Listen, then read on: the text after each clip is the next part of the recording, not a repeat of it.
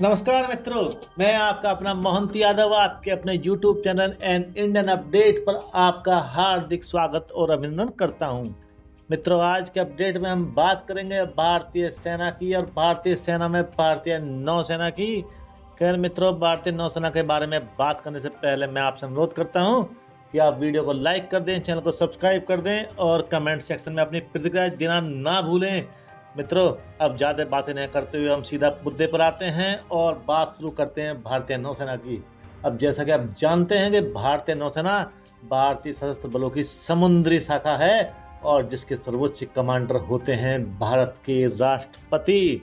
नौसेना प्रमुख होते हैं एक 4 स्टार जनरल जो नौसेना की कमान संभालते हैं। और भारतीय नौसेना को ब्लू वाटर नेवी के रूप में जाना जाता है क्योंकि यह अपने इलाके से बाहर भी काम कर सकती है या करती है। जैसे भारतीय नौसेना फारस की खाड़ी में, अफ्रीका के हॉर्न में, मलक्का जलडमरू मध्य में अच्छी तरह से काम कर रही है और नियमित रूप से समुद्र में डकैतों के खिलाफ भी अपने अभियान चलाती रहती है और इन सब क्षेत्रों में दूसरे देशों की नौसेनाओं के साथ भी मिलकर काम करती है।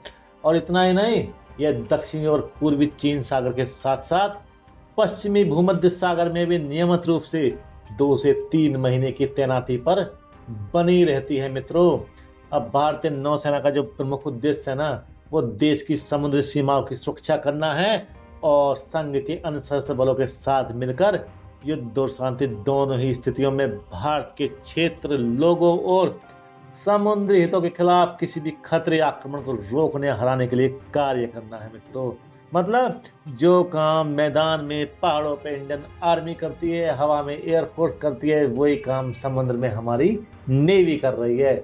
संयुक्त अभ्यास, सद्भावना यात्रा और आपदा राहत सहित मानवीय मिशनों के माध्यम से भारतीय नौसेना दूसरे देशों के साथ भी संबंधों में बढ़ावा देती है।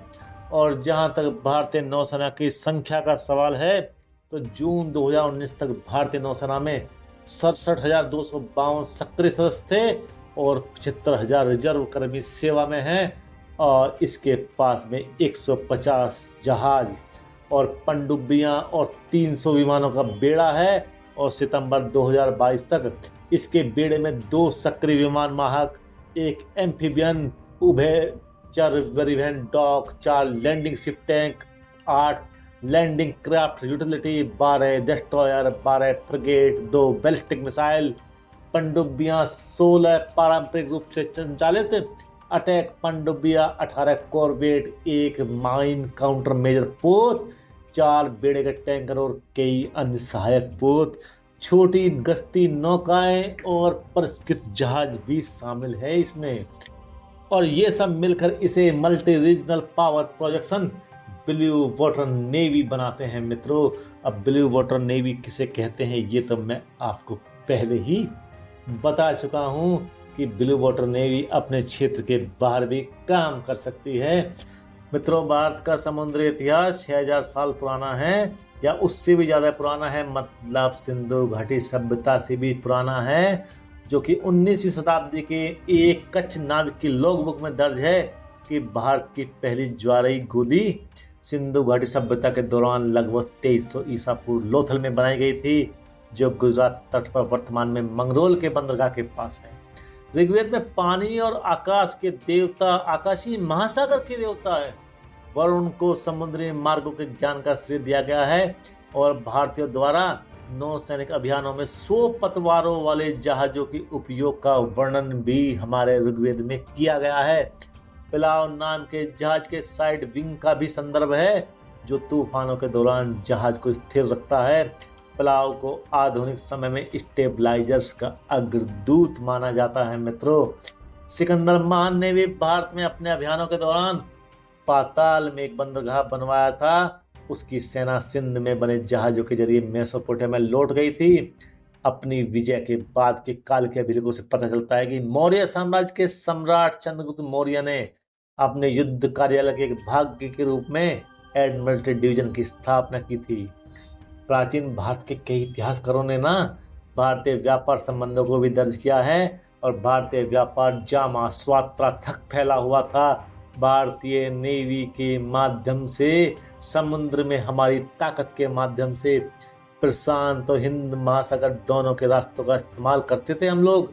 और भारत के यूनानियों से रोमन के साथ में व्यापारिक संबंध थे, जहां से भारतीय व्यापारी खाल, कीमती पत्थर, कपड़े, नील, चंदन, जड़ी बूटी, इत्र और मसालों के बदले में रोम से बड़ी मात्रा में सोना और चांदी लाया करते थे। और 5 से 10 ईस्वी के दौरान कलिंग राज्य ने पश्चिमी जावा, सुमात्रा और मलाया पर विजय प्राप्त की थी नेवी के दम पर। अंडमान और निकोबार द्वीप समूह इन देशों के साथ ही चीन के लिए जाने वाले व्यापारिक जहाजों के लिए एक महत्वपूर्ण पड़ाव बिंदु के रूप में भी काम करते थे। अंडमान और निकोबार द्वीप समूह। मित्रों, अब आता है मध्यकाल। मित्रों, मध्यकाल में भारतीय उपमहाद्वीप में जो साम्राज्य थे उन्होंने नौसेना को और डेवलप किया था। और 844 से 848 ईस्वी के बीच में हमें इन देशों से प्रतिदिन प्राप्त होने वाला राजस्व लगभग 200 मन सोने का था। यानी कि हम 200 मन सोना रोज कमा रहे थे। 984 से 1042 ईस्वी के दौरान राजा राजचोल प्रथम, राजेंद्र चोल प्रथम, कुलोथुंगा चोल प्रथम के शासनकाल में चोल राजवंश द्वारा एक नौसैनिक अभियान ने बर्मा, सुमात्रा, श्रीलंका और मलाया के कुछ हिस्सों को भी जीत लिया था। और साथ ही सुमात्रा के समुद्री डाकुओं को भी ठिकाने लगा दिया था। इस तरह से 14वीं और 15वीं शताब्दी के दौरान भारतीय जहाज निर्माण और समुद्री क्षमता कौशल सेट हम के मामले में ना मित्रों, हम लोग यूरोपियन से भी आगे निकल चुके थे। उनके जहाज 100 से अधिक चालक दल ले जा सकते थे और जहाज को बचाए रखने के लिए नुकसान के प्रभाव को सीमित करने के लिए उन्हें अलग अलग हिस्सों में बांटा गया था। लेकिन मित्रों, हर चीज में गिरावट आती है और 15वीं शताब्दी के अंत तक भारतीय नौसैनिक शक्ति क्षीण होने लगी थी। पुर्तगालियों के भारत में प्रवेश करने के समय यह अपने लोवेस्ट पॉइंट पर पहुंच गई थी और भारत में प्रवेश करते ही, पैर रखते ही पुर्तगालियों ने सभी एशियाई जहाजों को जब्त करना शुरू कर दिया और उनको व्यापार तक की अनुमति नहीं दी। इसी बीच में 1529 में बॉम्बे हार्बर में एक नौसैनिक युद्ध के परिणाम स्वरूप थाने, खरंजा और बंडोरा ने आत्मसमर्पण कर दिया। 1534 तक पुर्तगालियों ने बॉम्बे हार्बर पर पूर्ण नियंत्रण कर लिया।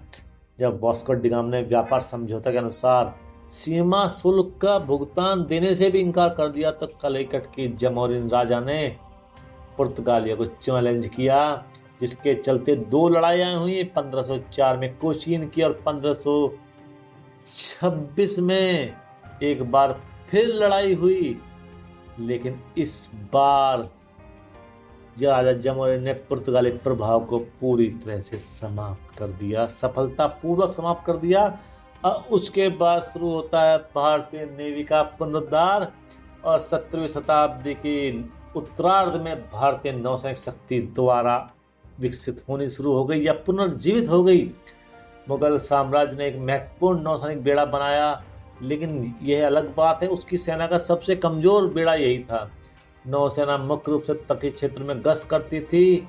हुगली की घेराबंदी और अंग्रेज मुगल युद्ध में भी नौसेना सक्रिय थी।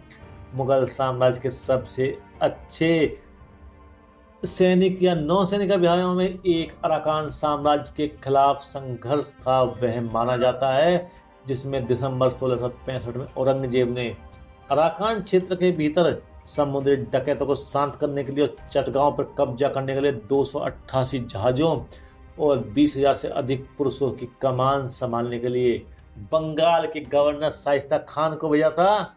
और महारानी मरियम-उज़-ज़मानी ने रहीमी और गंज सवाई सहित व्यापारिक जहाजों के बेड़ों को बनाया था। रहीमी लाल सागर में व्यापार करने वाले भारतीय जहाजों में से सबसे बड़ा था और समुद्री डाकोदार लूटे जाने के बाद इस जहाज की जगह गंज सवार जहाज ने ली थी और इस जहाज को भी अंततः अंग्रेज समुद्री लुटेरे हेनरी एवरी ने लूट लिया था। मित्रों, अब आते हैं मराठा संघ के पास में एक महत्वपूर्ण तटीय नौसेना थी। मुगलों और जंजीरा के सिद्दी के गठबंधन को पश्चिमी तट पर एक प्रमुख नौसैनिक शक्ति के रूप में चिन्हित किया गया था। दक्षिणी मोर्चे पर मराठा साम्राज्य के प्रथम शासक शिवाजी ने अपना खुद का बेड़ा बनाना शुरू कर दिया था। उनकी बेड़े की कमान संभाली थी सिद्धोजी गुर्जर और कान्होजी आंग्रे ने। आंग्रे के नेतृत्व में मराठा नौसेना ने अंग्रेजों, डचों, पुर्तगालियों को कोंकण से दूर रखा था, लेकिन 1729 में आंग्रे की मृत्यु के बाद में मराठों की ताकत में काफ़ी कमी आ गई थी। मित्रों, भारतीय नौसेना के बारे में बताने के लिए मेरे पास और भी बहुत कुछ है, लेकिन अभी वीडियो को ज़्यादा लंबा हो रहा है, इसलिए इस वीडियो को और ज़्यादा लंबा नहीं करेंगे। मैं इस वीडियो को यहीं समाप्त करता हूं और वीडियो की बची हुई कहानी लेकर मैं आपके पास में कल आऊँगा। आपसे अनुरोध है, आप वीडियो को लाइक करें, चैनल को सब्सक्राइब करें और कल फिर चैनल से जुड़ें। नमस्कार मित्रों।